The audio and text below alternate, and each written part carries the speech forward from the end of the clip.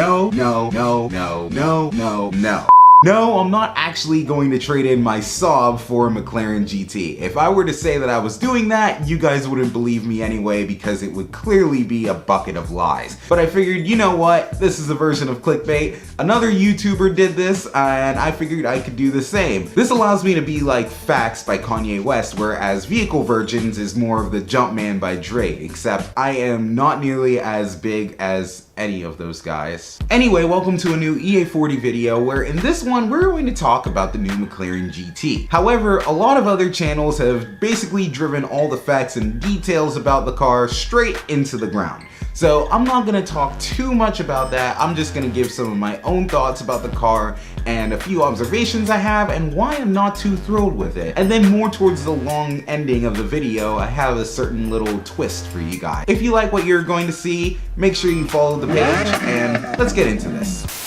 So on the surface, the new McLaren GT does look kind of cool. The exterior seems to be inspired off the McLaren Speedtail. McLaren themselves have said that the interior is more luxurious because it's better designed for longer road trips, much like what you would expect out of a GT car. Of course, being a GT car, that means that there has to be more space in it, and not just space for occupants, but space for storage. So obviously there's going to be the frunk, but then in the back of the car, it said that it can hold skis or it could even hold some golf clubs. One technical thing that McLaren did to improve the comfort is the engine mounts, where it's actually half as stiff in the McLaren GT as it is in the 600 LT. That said, while that part is still soft, the car does have some of McLaren's technology in it, such as a carbon fiber monocoque. So on the surface, the car does look pretty cool, but why am I not the biggest fan of it? To be fair, I think I do need to see it for myself and maybe even get my hands on it. But at the moment, a lot of it seems like a larger McLaren 570 GT with different styling and a little bit more interior space. Where I think McLaren went a little bit wrong on this was that they didn't make it a 2+2 car, which would have made it compete more with the Bentley Continental GT or the Aston Martin DBS Superleggera, even though the DBS, I heard the back seat of that really isn't usable. Now obviously the interior quality wouldn't be exactly the same in the McLaren as it would be in the much heavier Bentley, but McLaren have been able to provide some pretty good packages at pretty good prices. I think though if McLaren had created this car as a 2+2 seater, even if it didn't have like the space of the Ferrari FF, it would have been still quite an impressive vehicle that very few automakers would have been able to top. So those are my quick thoughts on the McLaren GT, and would I trade my Saab for it? Well, it's not even in my budget anyway. Anyway, on to the rest of the video. Right, so usually at this point the video would be done because I already gave my thoughts on the car. However, recently I was showing my 1,000 subscriber the thumbnail for this video, giving him a sneak peek, and he talked about like a 10-minute video on the topic. And so I replied back, you know what? A 10-minute video is not a bad idea. So we're gonna actually try and make this a 10-minute video while still having it kind of relevant for what some of you viewers would actually want to see, just because the whole 10-minute extra ads and better for engagement stuff like that, I don't know, but we're gonna do it basically for the meme. So just like your usual longer dragged out video, one thing that I have to include is gonna be a merch plug. So what I'm wearing right here is a shirt from one of my sister brands called It's Race Car, and it's called Don't Tread on Me. That's the name of the shirt on the website, and it's basically a play on the Gadsden flag that has the Don't Tread on Me snake thing. Instead this one, it's a road instead of grass, and instead of a snake, it's an exhaust pipe. So yeah, it was just kind of a silly idea that some of us had, so we brought it to life, and now it is available for sale on itsracecar.com, and if you use promo code AB1824, there is a special discount. Now where that number comes from is the California bill, AB1824, that basically initiated a bigger crackdown on non-carb certified car mods, like certain superchargers, exhausts, stuff like that, where you could have up to the $1,000 fine. So that's where that bill came from. The whole purpose of that bill was to crack down on a lot of sideshow activity, basically, but implementation of it has been a little bit tricky, and some people have felt like they've been targeted, and in some cases, I don't know. It's all a mess, but that shirt is available for sale. Link is in the description. That is done with a merch plug.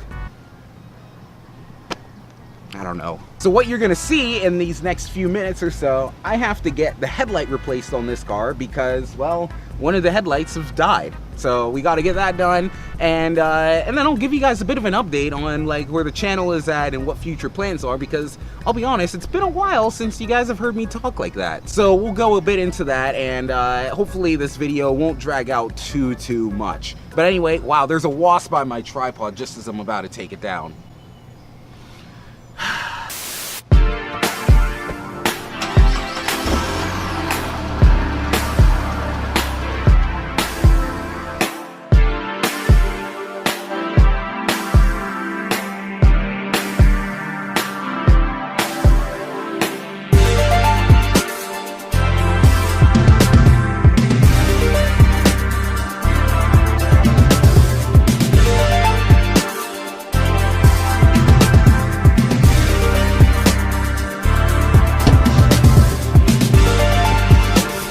I'll leave the door open just to keep air coming in, but a slight continuity error is that I changed packaging, and the reason for that is because I figured, you know what, lighter light is better. I know this car may or may not be sticking around for too long, but at least for now it would be nice to have different bulbs. Anyway, so now what I'm going to talk about real quick before I head back home and change out the lights is where things have been and where things can be going from here, because I haven't talked to you guys in quite a long time. So basically, yeah, some of you guys who have been sticking around a little bit and have been watching the videos over the past few weeks have realized that I've sort of been uploading about once a week or a little bit less frequently than that, which is quite a departure from a few months ago where I was like uploading once every few months basically. The reason for that is because a lot of my responsibilities have changed. Earlier on it was focused on school, work, business, and like job hunting, stuff like that. Right now I'm done with school, so I can take that off the equation, which means that this can actually take a little bit more priority. So that's why I was able to upload the review of the Lincoln MKC earlier. I have a CF Charities video that has to come out. I actually have two that need to come out, so I'll upload those just before the 2019, this year's CF Charity Supercar Show, which I don't know if I'm going to that one or not yet. Things have been very much in the air, but if you can make it, I highly recommend it, and it is going to be the debut of the SSC Twitara hypercar, so that should be really cool. Hopefully I should be able to upload at least once every 2 weeks. I say that conservatively because in reality I'm going to try and go for at least once a week, at least on this channel. I have a separate other channel I haven't said yet. Maybe some of you might eventually find it. One thing I want to strive for in some of my more future videos is to do a better job of telling a story. Because I look back at some of my previous videos and oftentimes it ends up being like a random vlog throughout the day, or just like a random what feels like compilation of like shots of cars and stuff. That was a lot of my old Cars and Coffee videos, which I haven't done one of those dedicated videos in a long time. But while I've been away, I've been watching a lot of videos from other content creators, and there are a couple in mind that aren't car related, but I've really taken a lot of inspiration from, and those are Laserbeam and Muselk. And the reason for that, it's not that I'm super into Fortnite videos. In fact, I rarely watch any Fortnite videos, but I love watching those two because I think they do a really great job of telling a story every time they release a video. So my goal there is to be able to actually try and tell a bit more of a story when I upload certain videos. So like the 675 LT was one of them. I tried to tell a bit of a story with the Lincoln MKC. Some previous videos that I haven't uploaded yet, such as last year's Pittsburgh Vintage Grand Prix video, I'm going to try and edit that in a way that tells a story as well. I gave my merch plug in this video a little earlier. I'm not going to give another spiel of it in this video because I don't need to. But that brand, what I plan to do with that is that you will see a few more car related apparel and even a certain like accessories, fashion accessories and other stuff. You'll see that on that brand. Part of the reason why I had that one started up with some friends basically was because like I wanted to get more into apparel, but I didn't want everything to just say like EA40 and stuff like that. I just didn't think it was going to be relevant enough for the viewers, so I figured, you know what, let's create something that people can actually justify getting and that actually has a little bit more of a message on it. So that's why you see a shirt like this rather than just an EA40 shirt, which I might still still make that available as well. We have other stuff coming up that isn't going to be quite along the same lines as this. I can't say much more about it, but there should be some really cool stuff, including actually on a different brand. We have a surprise coming for my 1,000th subscriber, who that happened a long time ago, but he has some really cool surprise coming. All he knows about it is that I asked him for his shirt size. That's it, but it's gonna be a little bit more special than that. Ooh, Grand Cherokee going by. Oh, I can't turn the camera around. Yes, I can. Oh, that's, you know what? He asked if I could catch that on camera.